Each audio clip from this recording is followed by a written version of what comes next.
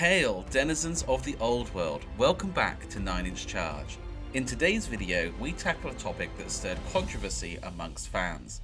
Games Workshop's decision not to fully support several beloved races in the launch of Warhammer the Old World. As we explore the decision, we'll analyse both the lore-based reasoning provided by Games Workshop and the reasoning they may have from a business perspective. Whilst we're thrilled about the revival of the classic Old World and the game's upcoming release, we can't ignore the disappointment felt by fans who find themselves left out. Join us as we delve into this issue, examining Games Workshop's standpoint and the impact it has had on the Warhammer community. Okay, so let's read together the text in the Warhammer community article detailing the reasons in the lore why certain races won't be returning. During the century before the Siege of Prague, the Skaven Under-Empire was riven by civil war to the extent that they retreated from the surface world. This is the origin of the belief that Skaven aren't real. They vanished for several generations and became folklore. The Skaven re-emerged only after the Horned Rat himself was summoned at Skaven Blight to end the strife and instill new purpose to his children. This ties in with the wider rise of chaos and the destruction wrought by Asavar Kull, turning them into a new power in the world. The von Carsteins were all dead, for a given value of dead, after the Vampire Wars. With their defeat, other vampires went into hiding and became less active, waiting until the world became safe for them to emerge once more. Dark Elves, Lizardmen, Chaos Dwarves and Ogre Kingdoms are all based far from the Old World and, during this period, are very inward-looking and insular races. Chaos Demons have existed in the past and will again, but there is an ebb and flow to the power of chaos.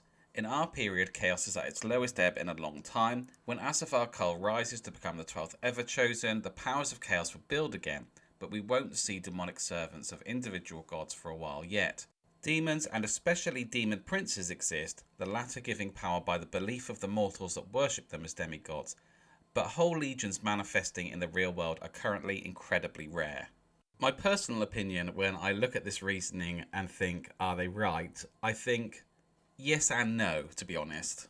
For example, what it says about the von Carsteins all being dead, we have to remember that actually, as well, the Empire is still reeling from this war. The walls of Altdorf needed to be rebuilt. And although ultimately they were victorious in defending the Empire, it still also is at a very low ebb. That doesn't mean we're not going to see the Empire. And when it says things like the Ogre Kingdoms and the Chaos Dwarves and the Dark Elves are very insular, well, so are the Wood Elves. The Wood Elves, by their very nature, are insular and inward-looking and xenophobic and don't like to go out and announce themselves to the world. During this time, they're fighting a war against the Beastmen, and they do it in secret. They actually fight a battle against the Beastmen in Bretonnia, and the Bretonians don't even know it's happening. I think probably the biggest thing that sticks out with this is saying we're only going to focus on races from the Old World. Some of them are further away. The undead we're not going to focus on, but they do actually focus on one undead race, and it's the one that isn't in the Old World, so I don't think this reasoning holds completely. But I do like that they're referencing Asavar Kull and chaos gaining in power, so when it talks about the Skaven here and the Horned Rat coming back and summoning the Skaven, this event is less than 100 years away from where we are in the timeline. The same with the demons, they'll be coming back in about 100 years. So I think what I would personally like to see is the game begin and have all these rumblings, and Skaven could be a myth, but then we have a campaign and it brings them back. I think that would be a really cool way to introduce them back into the game. I think I would say that there are some good reasons for not bringing certain races back into the lore if they're only going to focus on the Old World, but not so good that they can't do what they want when it comes to Tomb Kings. Also, we have to remember that launching a new game with 9 full factions is a very big undertaking for Games Workshop.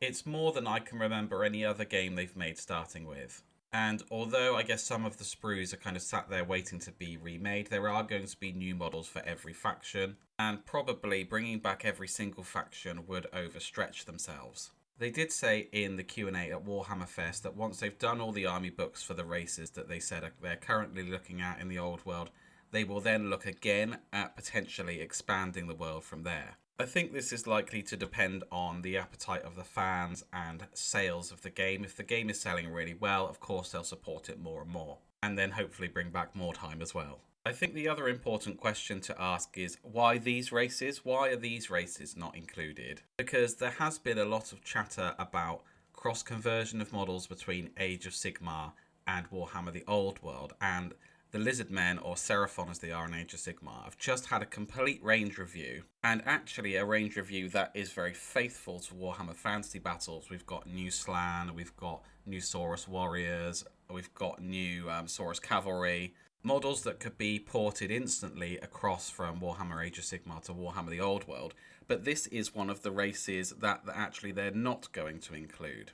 You could say the same for the Vampire Counts as well, and the Soulblight Gravelords. The Skaven range is very much intact still. So why have they made this decision not to include these pretty much ready to go armies in Warhammer the Old World? Personally, I now think that they don't want a lot of overlap. I think they want to maintain distinct settings between the two games. And by keeping the ranges separate, they can maintain the unique themes, factions and narratives for both games. Because it would be strange if you had a game of Warhammer Age of Sigmar that looked exactly the same as a game of Warhammer the Old World. And another thing that they've said that they're doing is they're not going to write in rules for models for factions that have come in Age of Sigmar. For example, the Sylvaneth Revenants, they're not going to be written into the Wood Elves because they're after Warhammer Fantasy Battles. So this will help keep the games distinct. I also think that there is an appetite for this. There's a lot of people who played Warhammer Fantasy and are looking forward to the Old World that don't want the Old World to get too high fantasy and too fantastical like Warhammer Age of Sigmar is. Which feeds into the next answer, which I think is that there are different target audiences and that some of the newer models just won't appeal. And the most important business reason is maximising sales opportunities. Games Workshop's decision to keep the ranges separate might also be driven by a desire to maximise sales. By keeping the product lines distinct, they can offer additional models and expansions for both Warhammer Age of Sigmar and Warhammer the Old World, targeting different segments of the market. From a sales perspective, it doesn't really make sense, for example, for a casual gamer who doesn't care about base sizes to have a Lizardman army and a Seraphon army that are the same, when you can actually sell them two different armies. Now, I understand that this could come across as a bit of a cynical view, but I do think that it probably has some truth to it. Although Games Workshop don't really seem to mind doing this with Demons of Chaos across Age of Sigmar and across Warhammer 40k. We're actually breaking the cycle here. I mean, I did previously joke when the game was going to come out when it was announced, just do Demons of Chaos, you'll be fine. They turn up everywhere. But now they don't. In summary, I think overall 9 releases is really huge, and actually they are catering to a wide range of hobbyists. There is a little bit of something for everyone here. Although I've always been a Wood Elf player predominantly, I am just really happy to see the Old World come back, and I did decide that I was going to do something brand new, so I am going to move on and do Tomb Kings once my current Wood Elf project is finished, and it's very nearly there. So I hope that people just fall in love with the Old World again and the narrative and the setting, and then that way they won't feel too disappointed about exploring something new in the Old World. I'm really hoping that this game becomes a success and then it grows, and then we will see all the previous factions included back in at some point. I think we do have to manage our expectations and just accept that it would be very difficult for Games Workshop to bring everything back as it was. You know, this is Warhammer the Old World. It's not Warhammer Fantasy Battles 9th edition. As much as for a lot of people there probably is a desire for it to be. But let me know what you think in the comments. Do you think that this is a good move by Games Workshop, or do you think it's a bad move by Games Workshop? And if you enjoy Warhammer discussion like this, please be sure to drop the video a like. It really helps the channel out. And if you'd like to see more content like this, please subscribe, because there's going to be plenty more where this came from. Of course, I couldn't let this video end without giving a huge thank you to our patrons. You really help with the amount of videos you're able to put out and help with the quality. You know, I've invested in a new microphone and things like that, and we just couldn't do it without you, so thank you very much. And if you would like to become a patron, there is a link in the description on how to do so. As ever, this has been 9 Inch Charge, and I will catch you next time.